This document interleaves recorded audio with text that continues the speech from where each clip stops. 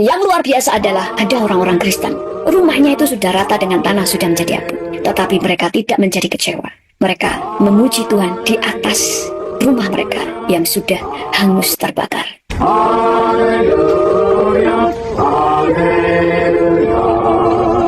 Bukankah Tuhan mencari orang-orang demikian? Mereka memuji Tuhan bukan karena mereka rumahnya tidak terbakar. Mereka memuji Tuhan karena mereka mempercaya Tuhan bahwa segala sesuatu pasti ada rencana Tuhan yang... Salam saudara-saudara, berjumpa kembali bersama dengan saya di channel ini. Bagaimana kabar kita semua? Kiranya kabar kita selalu baik-baik saja dan terus diberkati oleh Tuhan dengan melimpah-limpah. Amin. Turut berbelasungkawa atas kejadian yang terjadi di Amerika, khususnya di LA dan juga California yang baru-baru ini terjadi. Saudara, di video kali ini kita akan menonton video cuplikan yang sangat luar biasa. Bagaimana di tengah hangusnya, yaitu gereja yang ada di Amerika, umat Kristen, pengikut Yesus yang ada di sana, mereka memuji Tuhan. Mereka mengatakan haleluya di tengah-tengah penderitaan yang sedang terjadi. Saudara, seperti apa cuplikan? Langsung kita simak cuplikan berikut ini. Kita semuanya sudah tahu apa yang terjadi di California. Kebakaran satu kota, kebakaran yang begitu meluas, terjadi satu hari setelah acara Golden Globe. Di acara ini, presenternya ada banyak mengucapkan hujatan-hujatan kepada Tuhan. Walaupun di acaranya itu setiap kali dia menghujat Tuhan itu selalu disensor. Tapi sebenarnya dia banyak membuat lelucon-lelucon untuk menghujat Tuhan. Semua orang tahu bahwa Amerika adalah negara yang dibangun atas dasar kekristenan dan Yahudi. Mereka membangun negara ini dengan nilai-nilai kekristenan. Karena dulu bapak-bapak pendiri dari Amerika adalah orang-orang Kristen dan orang-orang Yahudi. Sehingga nilai-nilai kekristenan itu sangat dijunjung tinggi. Bahkan uang mereka tertulis "In God We Trust". Mereka percaya kepada Tuhan. Bahkan undang-undang atau hukum-hukum di negara ini semuanya diambil berdasarkan firman Tuhan. Tetapi presenter ini banyak memberikan joke tentang hujatan-hujatan kepada Tuhan. Bahkan yang terakhir, ngapain dia kemudian memberikan lelucon untuk menyatakan bahwa lihat Tuhan yang menciptakan alam semesta. Tidak ada yang menyebutkan terima kasih kepada Tuhan sama sekali. Mereka berterima kasih kepada ayah ibunya, mereka berterima kasih kepada si A, si B, tetapi tidak ada yang berterima kasih kepada Tuhan. Tuhan itu tidak disebut, nama Tuhan tidak disebutkan sama sekali. Jadi dia sengaja untuk melecehkan Tuhan. Padahal Alkitab berkata demikian. Di dalam Keluaran 20 ayat 7, jangan menyebut nama Tuhan Allahmu dengan sembarangan, sebab Tuhan akan memandang bersalah. Sebab Tuhan akan memandang bersalah orang yang menyebut namanya dengan sembarangan. Juga di dalam Galatia 6 ayat 7 berkata, jangan sesat, Allah tidak membiarkan dirinya dipermainkan, karena apa yang ditabur orang itu juga yang akan dituainya. Jadi Alkitab di sini berkata, Allah tidak membiarkan dirinya dipermainkan. Jadi jangan kurang ajar kepada Tuhan. Kenapa nggak cuma orang ini aja yang dihukum Tuhan? Karena semua orang di situ juga ikut mentertawakan. Jangan kita itu kurang ajar kepada Tuhan. Tuhan itu kasih, tapi jangan pernah kurang ajar. Karena apapun yang terjadi, dia raja. Jangan kurang ajar dengan raja. Sebagai Tuhan, dia itu kasih. Tetapi sebagai raja, dia tidak bisa dipermainkan. Bukan hanya karena dia Tuhan, tetapi dia raja yang tidak bisa dipermainkan. Kita telah melihat apa yang terjadi di California. Terjadi kebakaran di seluruh kota tanpa bisa dikendalikan. Hawa panas, kekeringan, dan angin yang begitu kencang dari Santa Ana membuat ada pergesekan yang sangat keras dan timbul percikan api. Api-api itu menyebar kemana-mana karena ada angin puting beliung yang begitu kencang, sehingga kota California terbakar. Kita lihat itu, apinya terus berputar. Bahkan ada tornado api. Lihat.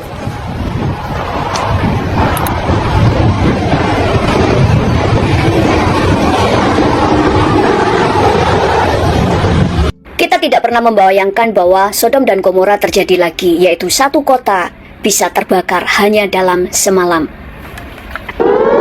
Ini adalah suara sirene tanda bahaya. Mungkin waktu rapture nanti akan ada sirene dari surga, yaitu suara sangkakala yang gegap gempita.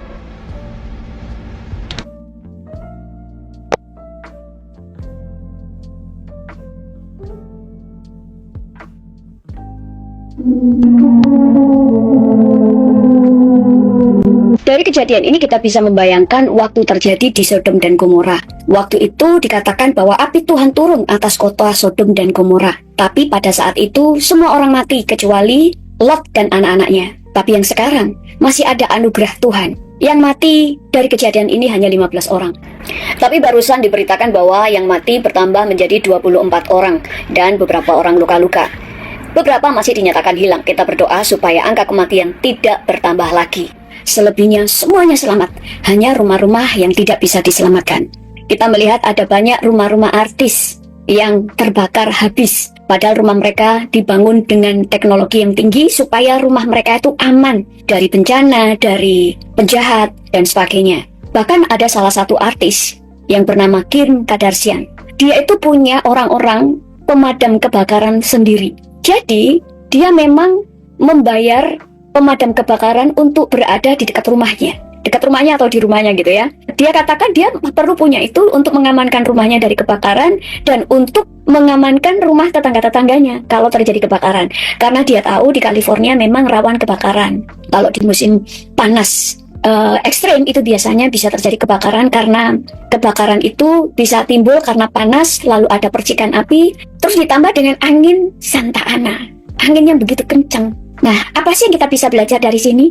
Saudara, Kim Kardashian sudah punya departemen kebakaran tersendiri untuk melindungi rumahnya dengan segala macam peralatannya. Ya wajar, dia sangat kaya. Rumahnya aja senilai 70,4 juta US dollar. Berarti sekitar 1,15 triliun. Dan kita mau belajar di sini, segala sesuatu itu bisa digoncangkan. Tidak ada sesuatu yang kita bisa harapkan. Dengan kekayaan seperti itu, dia bisa membayar, dia punya departemen kebakaran tersendiri untuk melindungi rumahnya. Tetapi, tetap itu tidak bisa menolong dia. Itu sebabnya firman Tuhan berkata di dalam Mazmur 127 ayat pertama berkata, "Jikalau bukan Tuhan yang membangun rumah, sia-sialah usaha orang yang membangunnya. Jikalau bukan Tuhan yang mengawal kota, sia-sialah pengawal berjaga-jaga." Dulu pernah terjadi di Kota Malang zaman dulu ya, lagi canggih-canggihnya, ada rumah yang sangat kaya, sehingga semuanya serba elektronik, supaya tidak ada orang yang bisa masuk ke rumahnya. Maksudnya supaya tidak ada maling atau rampok yang masuk ke rumahnya, jadi aman. Jadi semuanya serba canggih. Rumah itu pada waktu terjadi kebakaran, listriknya mendadak mati, sehingga mereka tidak bisa keluar rumah. Dan mereka semua yang tinggal di rumah beserta dengan pembantunya, semuanya mati. Itu sebabnya kenapa pengharapan kita hanya kepada Tuhan, bukan kepada uang, tetapi juga jangan anti uang. Selama hidup di dunia, saudara membutuhkan uang, tapi jangan menjadikan uang itu tuan bagi hidup saudara. Tulis di chat, jangan jadikan uang sebagai tuan saudara. Ya, di California kemarin memang diperkirakan itu ada sabotase. Kenapa? Karena 3 bulan sebelum terjadi kebakaran, pihak asuransi mereka menolak untuk melindungi rumah-rumah dari kebakaran. Karena memang di California sering terjadi kebakaran karena cuaca yang sangat panas sehingga terjadi banyak kekeringan. Dan pada waktu terjadi kebakaran, anehnya itu adalah hidran yang selama ini menyediakan air supaya pada waktu terjadi kebakaran, maka mobil-mobil pemadam kebakaran bisa mengambil air di hidran-hidran itu. Di Amerika itu biasanya di sepanjang jalan, di setiap berapa meter itu selalu ada hidran yang menyediakan air untuk bisa menyemprotkan air sebanyak-banyaknya supaya tidak terjadi kebakaran. Tetapi hari itu hidran-hidran ini kosong. Saudara bisa membayangkan kekacauan yang terjadi. Semua rumah terbakar. Tetapi di balik semuanya itu tetap ada mujizat. Beberapa anak Tuhan rumahnya itu tidak tersentuh api, bahkan pepohonan atau tanaman di sekitar rumah mereka itu nggak kebakar. Ya nggak semua orang, bukan berarti yang kemudian kebakar mereka bukan orang yang takut akan Tuhan, belum tentu juga, karena setiap orang mengalami proses yang berbeda. Dan ini anehnya juga, ada beberapa artis yang rumahnya itu tidak tersentuh api. Dan ternyata mereka adalah artis-artis yang suka untuk mendonasikan hartanya untuk menolong banyak orang. Ada Diane Aykroyd, rumahnya seperti istana dengan luas 7.900 square feet. Ini bukan masalah bahwa konstruksi rumahnya lebih bagus daripada rumah yang lain. Rumah-rumah yang lain itu juga artis-artis top. Jadi rumah mereka pasti juga bangunan-bangunan yang kuat, bangunan-bangunan yang sudah diperhitungkan untuk tidak mudah terbakar. Tapi apa yang membuat rumah orang ini tidak terbakar? Dia banyak menyumbang untuk orang-orang yang membutuhkan, juga menyumbang kepada para veteran-veteran perang. Yang kedua adalah pasangan suami istri, Chris Pratt dan Catherine. Mereka berdua banyak mendonasikan uangnya untuk menolong banyak orang. Dan dia menyumbangkan 1 juta US dollar untuk membeli kacamata bagi anak-anak yang membutuhkannya. Yang ketiga adalah Bill Hader. Rumah dia juga tidak tersentuh api. Bahkan mobilnya semuanya utuh. Karena ternyata dia selama ini, dia banyak menyumbangkan uangnya untuk mendanai rumah sakit anak. Saudara, Alkitab sudah berkata demikian. Dalam kitab Amsal 11 ayat 17 berkata demikian. Orang yang murah hati berbuat baik kepada dirinya sendiri, tetapi orang yang kejam menyiksa badannya sendiri. Kita garis bawahi, orang yang murah hati berbuat baik kepada dirinya sendiri. Karena apa yang kamu tabur, kamu tuai. Saya pernah mengajarkan bahwa salah satu keuntungan orang memberi adalah bisa menyelamatkan dirinya. Seperti Dorcas, pada waktu dia mati, dia dibangkitkan kembali. Karena orang-orang karena teman-teman Dorcas berkata kepada Petrus, orang ini banyak membuat pakaian, dia selama ini banyak menolong orang, sehingga mereka semuanya masih membutuhkan Dorcas, dan Dorcas dibangkitkan dari kematian. Dan banyak cerita di Alkitab yang saya sudah sampaikan di dalam pengajaran hari Sabtu yang judulnya adalah The Power of Giving.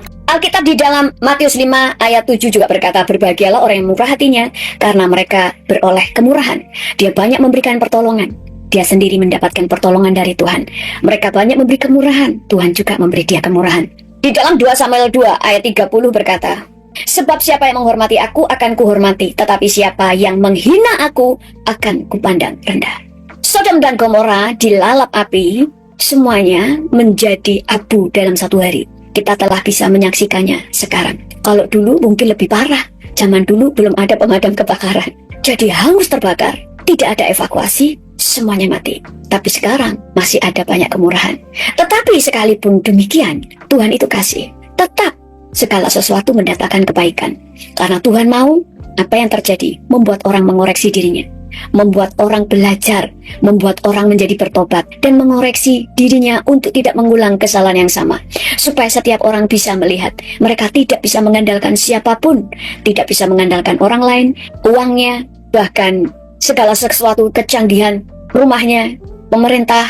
Dia tidak bisa mengharapkan pemerintah, tidak bisa mengharapkan siapapun kecuali Tuhan. Karena kalau Tuhan sudah berfirman untuk habis, maka habislah segala sesuatu. Apakah kebakaran yang terjadi di Amerika adalah masalah dengan Palestina? Tidak. Tetapi karena mereka menghujat Tuhan, mereka mentertawakan Tuhan, mereka melecehkan kekudusan Tuhan, melecehkan kemuliaan Tuhan, dan mereka memuja dosa. 1 Samuel 2 ayat 7 berkata, Tuhan membuat miskin dan membuat kaya, ia merendahkan dan meninggikan juga.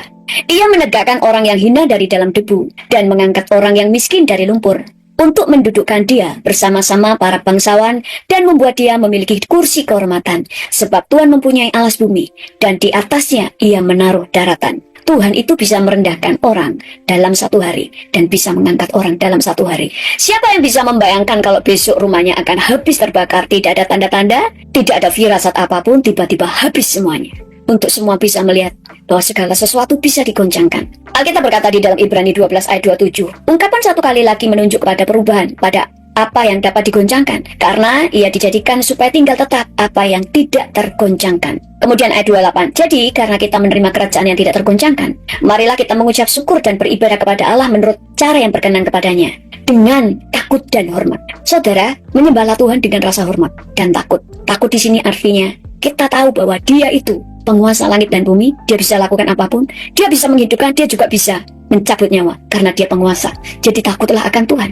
Dia memegang hidup kita, Dia memegang nyawa kita, Dia memegang masa depan kita, dan Dia memegang hari ini, bahkan masa lalu kita.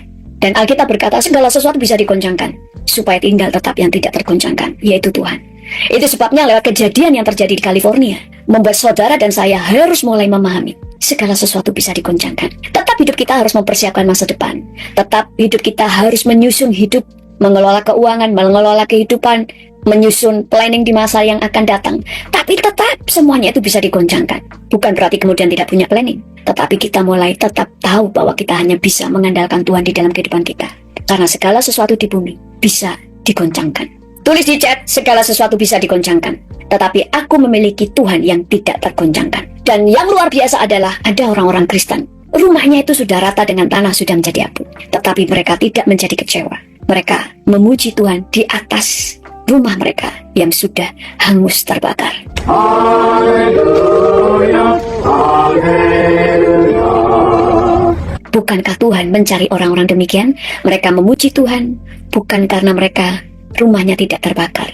Mereka memuji Tuhan karena mereka mempercaya Tuhan bahwa segala sesuatu pasti ada rencana Tuhan yang baik. Mereka tetap mempercayai Tuhan sekalipun mereka belum paham apa sih yang menjadi rancangan Tuhan di dalam hidup mereka. Mereka tetap mengucap syukur. Dari kejadian kemarin di California, ada banyak hal yang Tuhan kerjakan. Orang-orang teguran Tuhan supaya bangsa ini bertobat. Karena kemarin bangsa ini agak berbelok oleh karena banyak orang yang menuntut haknya supaya Yesus disingkirkan dari Amerika. Mereka tidak sadar, mereka lupa yang membuat negara ini maju, membuat Amerika menjadi negara nomor 1 di dunia, memimpin bangsa-bangsa, bukan karena kecanggihan yang mereka miliki, tetapi karena Yesus ditinggikan.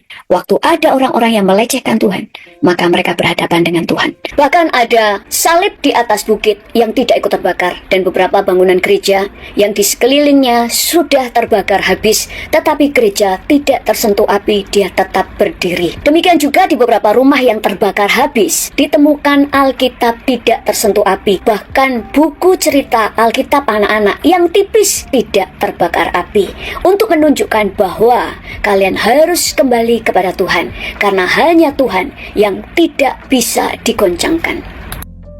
Yang kedua yang kita belajar, jangan pernah kurang ajar kepada Tuhan. Semarah-marahnya kamu, jangan kurang ajar kepada Tuhan. Iblis aja tidak berani melecehkan dan menghujat Tuhan. Itu sebabnya iblis memakai manusia yang jahat untuk menghujat Tuhan. Karena iblis tidak berani menghujat Tuhan, karena dia tahu siapa Allah. Dia hanya bisa memberontak, tapi dia tidak berani menghujat Tuhan. Tapi manusia tidak pernah melihat Allah. Itu sebabnya mereka bisa kurang ajar. Dan jangan kita melakukan hal yang sama. Yang ketiga, lewat kejadian ini Tuhan menunjukkan siapa yang murah hati mendapat kemurahan. Siapa banyak menolong orang lain, dia juga mendapat pertolongan. Tetapi bukan berarti yang kemudian tidak ditolong mereka adalah bukan orang yang murah hati. Ada orang-orang yang semakin dewasa rohani diproses Tuhan untuk mulai mengajar dan menguji hati mereka. Apakah mereka tetap percaya? Apakah mereka akan tetap berbuat benar? Apakah mereka tetap tidak menjadi kecewa? Seperti orang-orang tadi, orang-orang Kristen yang rumahnya habis terbakar, tetapi mereka tetap memuliakan Tuhan. Dan yang terakhir, ada seorang anak Tuhan, rumahnya tidak terbakar. Dia menangis bukan karena dia rumahnya terbakar, karena rumahnya baik-baik aja, tapi dia menangis karena melihat rumah-rumah teman-temannya terbakar. Dia bahagia, dia terharu akan pertolongan Tuhan, tetapi dia juga berduka cita untuk penderitaan teman-temannya. Ini adalah kasih. Yang keempat, kita belajar dari kejadian ini bahwa segala sesuatu bisa digoncangkan, bisa lenyap dalam semalam. Bisa hari ini kita jaya, tapi kita tidak pernah tahu. Mungkin besok bangun, semuanya sudah lenyap. Saudara, itulah dia video cuplikan yang baru saja kita tonton tadi videonya. Bagaimana orang-orang Kristen di sana, kita melihat bahwa gereja yang mereka datangi tadi, tempat mereka berdiri memuji Tuhan, gereja itu hangus terbakar. Tapi mereka memilih memuji Tuhan. Wow, sangat luar biasa. Dan saya sangat merinding ketika menonton video ini. Saudara, pelajaran penting apa yang kita hadapi di dalamnya? Bahwa kita sebagai pengikut Kristus, pengikut Yesus, apapun yang terjadi dalam kehidupan kita, mari kita tetap memilih untuk memuji Tuhan. Dikatakan dalam Mazmur 103, bahwa pujilah Tuhan, hai jiwaku, dan janganlah lupa segala kebaikannya. Dia yang mengampuni kesalahanmu, dia yang menyembuhkan sakit penyakitmu. Tentu saudara, orang-orang yang ada di sana memuji Tuhan bukan karena penderitaan itu, bukan karena gereja mereka hangus, tetapi mereka memuji Tuhan karena mereka percaya Tuhan itu baik bagi mereka. Mereka selamat, tidak ada korban jiwa di antara mereka di tengah-tengah kejadian yang terjadi di Amerika. Mereka merasakan kebaikan Tuhan, bahkan mereka menyadari Tuhan itu maha baik, mengampuni dosa-dosa umat manusia, khususnya yang percaya kepadanya. Nah, Bapak Ibu, apa yang membuat kita bersyukur? Apa yang membuat kita selalu berpikir dan selalu memuji Tuhan? Bukan karena masalah, bukan karena berkat, bukan karena situasi yang kita hadapi di dunia, tetapi yang membuat kita bersyukur adalah mengingat bahwa Tuhan itu baik. Dia mengampuni kesalahan kita, bahkan Dia menyembuhkan kita. Itu yang membuat kita bersyukur. Saudara, kalau ada di hari-hari ini penderitaan terjadi dalam kehidupan, mungkin mengalami duka cita, mungkin mengalami kehilangan, saya tidak katakan bersyukurlah karena masalah, tidak. Tetapi saya mau katakan bersyukurlah karena Tuhan baik bagimu. walau ada persoalan, walau ada tantangan terjadi dalam kehidupanmu, bersyukurlah, pujilah Tuhan, karena Dia Tuhan yang maha baik. Ada rencananya Tuhan yang besar di balik itu semua, bahwa Allah turut bekerja mendatangkan kebaikan bagi mereka yang mengasihi Tuhan. Mungkin ada orang-orang berpikir, mereka itu kan pengikut Tuhan Yesus, lalu kenapa gereja itu bisa terbakar hangus? Apakah Tuhan tidak melindungi mereka? Saya mengatakan, bukan berarti Tuhan tidak melindungi mereka. Tuhan itu tetap melindungi mereka. Tetapi kita harus yakin bahwa situasi yang terjadi, walau gereja ini hangus terbakar, ada rencana Tuhan yang besar di dalamnya, yang mana manusia tidak mampu menyelidiki dan memahaminya. Seperti kata Alkitab, seperti tingginya langit dari bumi, begitulah tingginya jalan Tuhan daripada jalan kita, dan rancangan Tuhan daripada rancangan kita. Saudara-saudara, kiranya video yang saya bagikan ini boleh menjadi informasi penting dan juga memberikan kepada kita pelajaran penting di dalamnya. Tuhan memberkati. Shalom.